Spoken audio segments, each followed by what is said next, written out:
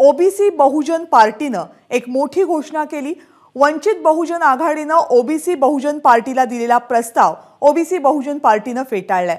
आंबेडकर आणि जरांगे एकत्र आले तर आम्ही सहभागी होणार नाही अशी भूमिका ओबीसी बहुजन पार्टीने घेतली आहे।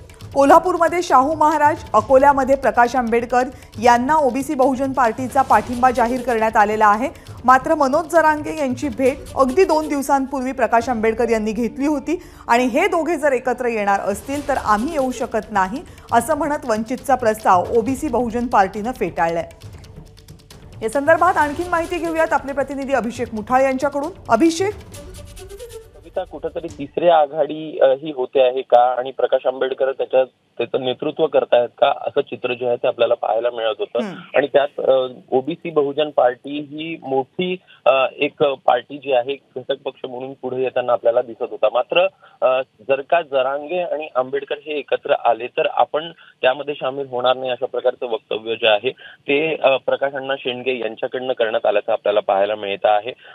एकूणच तत्व देखील कुठेतरी असतात आणि त्यामध्ये जिथं आरक्षणवाद्यांना पाठिंबा द्यावा अशा प्रकारची भूमिका जी आहे ती प्रकाश अण्णा शेंडगे यांच्याकडनं घेण्यात आलेली आहे।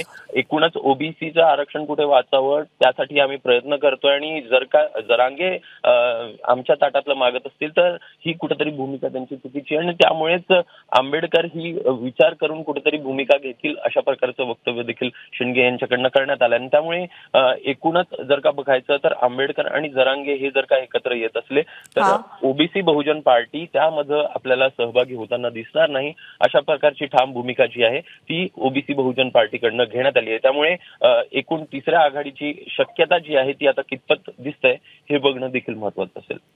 धन्यवाद या सगळ्या सविस्तर माहितीबद्दल अभिषेक।